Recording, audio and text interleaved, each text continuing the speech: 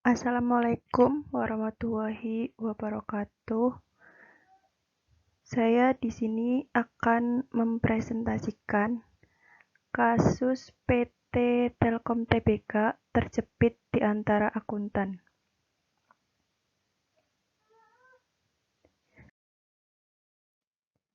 Sebelumnya, perkenalkan nama saya Dwi Elma Septiani, kelas akuntansi 6B, Fakultas Ekonomi dan Bisnis. Yang pertama, kronologi kasus. PT Telekomunikasi Indonesia Tbk memiliki reputasi yang baik di Bursa Efek Jakarta dan New York Stock Exchange. Telkom mempunyai PR tiap akhir tahun untuk memberikan laporan keuangannya melalui United States Securities and Exchange Commission atau SEC. Dengan berjalannya waktu, terjadi masalah pada tahun 2002, di mana PT Telkom membuat mekanisme tender untuk mengaudit keuangannya. Pada saat itu, yang memenangkan tender adalah Kantor Akuntan Publik atau KAP Hadi Susanto dan rekan. Akan tetapi, karena ada suatu hal, KAP tersebut mundur dan digantikan oleh Kantor Akuntan Publik atau KAP Dr. Andes Edi Pianto Simon. Salah satu anak perusahaan yang laporan keuangannya dimasukkan adalah PT Telekomunikasi Seluler atau Telkomsel, yang pengauditannya dilakukan oleh KAP Hadi Susanto dan rekan, bahwa kaitannya KAP Hadi Susanto melanggar Undang-Undang Nomor 5 Tahun 1999, di mana dengan sengaja memberi interpretasi yang salah terhadap PT Telkom, PT Telkomsel dan United States Securities and Exchange Commission mengenai ketentuan standar audit Amerika. Karena hal tersebut, hasil audit yang sebelumnya dilakukan oleh KAP Hadi Susanto diteruskan oleh KAP Edi Pianto. Audit Telkomsel mengacu pada standar audit Amerika, maka harus mengikuti aturan SEC. Salah satu aturan yang harus dijalani adalah Filing 20F, yaitu From, laporan keuangan, dan laporan manajemen dengan KAP yang terpercaya. Penolakan KAP Edi Pianto oleh Thornton International sebagai member Frame Agreement.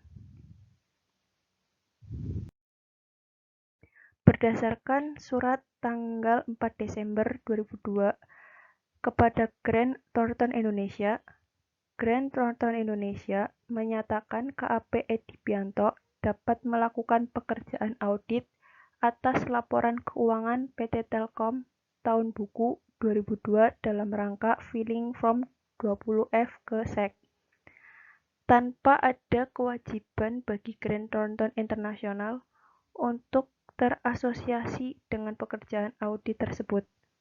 Dengan demikian, independensi KAP Edi Pianto tidak disusupi kepentingan dari afiliasinya secara langsung dan sepenuhnya menjadi tanggung jawabnya. Pada tanggal 25 Maret 2003, PwC Amerika Serikat meminta Thornton International Amerika Serikat untuk menginformasikan kepada SEC bahwa Thornton Amerika Serikat tidak berafiliasi dengan Grant Thornton Indonesia atau KAP Edi Pianto. Berdasarkan surat SEC kepada PT Telkom tertanggal 29 April 2003, SEC menyatakan tidak dapat menerima Form 20F yang disampaikan oleh PT Telkom dengan alasan-alasan sebagai berikut. Yang pertama, laporan keuangan konsolidasi PT Telkom tahun buku 2002 belum mendapatkan quality control dari Grant Thornton LLP selaku US Affiliate KAP Edi Pianto. Kedua, terlapor tidak memberikan izin untuk dimasukkannya laporan audit terlapor atas laporan keuangan PT Telkomsel tahun buku 2002 dalam Form 20F PT Telkom. 3. Laporan keuangan konsolidasi PT Telkom tahun buku 2002 yang dimasukkan dalam Form 20F PT Telkom tidak disertai dengan laporan audit atas laporan keuangan anak perusahaan PT Telkom lainnya yang juga diacu oleh KAP Edi Bianto. Dengan adanya penolakan tersebut, Kantor Audit Publik Edi Bianto izin usahanya dibekukan oleh Bapepam LK dan tidak boleh berada di bursa selama waktu tertentu karena menjadikan saham PT Telkom anjlok. Kemudian, pihak-pihak yang terlibat. Pihak-pihak yang terlibat dalam kasus di atas dan dengan disertai oleh perannya masing-masing. Yang pertama ada KAP Dr. Andes Hadi Susanto dan rekan sebagai KAP yang terpercaya mengaudit PT Telkomsel. Yang kedua, KAP Edi Bianto sebagai KAP yang dipercaya melakukan audit konsolidasi atas PT Telkom. Yang ketiga, PT Telkom selaku perusahaan yang diaudit. Kemudian dampak yang timbul.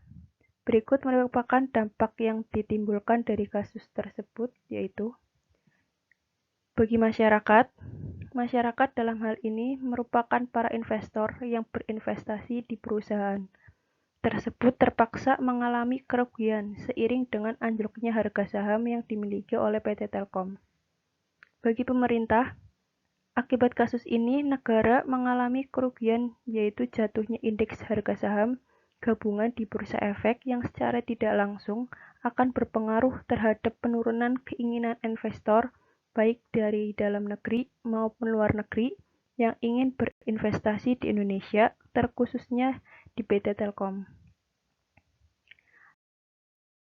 Terakhir, bagi perusahaan, akibat kasus ini berdampak pada diberhentikan sementaranya perdagangan saham PT Telkom yang tercatat di New York Stock Exchange. Kemudian, harga saham PT Telkom di Bursa Efek Jakarta turun secara signifikan dari harga penutupan sehari sebelumnya. Analisis kasus menurut Good Corporate Governance.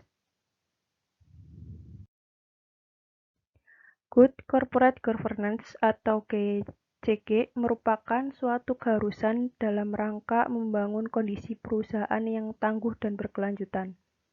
Penerapan konsep GCG diharapkan dapat menjadi pengelolaan perusahaan yang lebih transparan bagi semua pihak yang berkepentingan.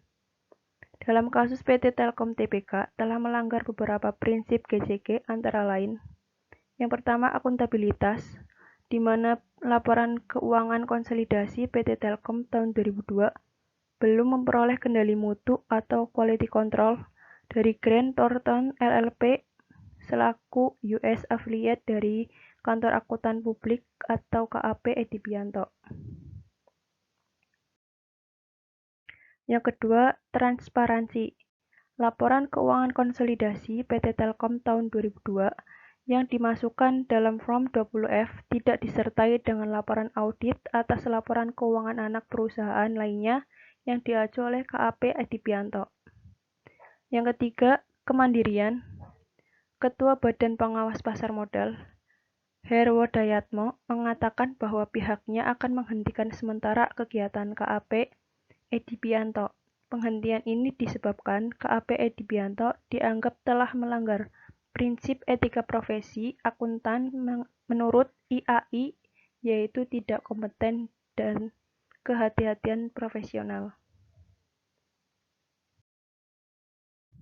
Yang keempat, responsibility.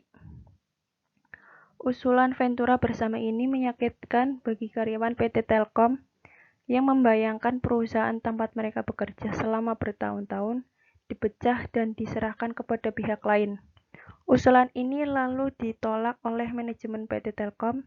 Sebagai kompromi, lahirlah bentuk penyelenggaraan telekomunikasi bersama dengan pola KSO yang tertuang dalam surat keputusan Menparpostel nomor 13 tahun 1994.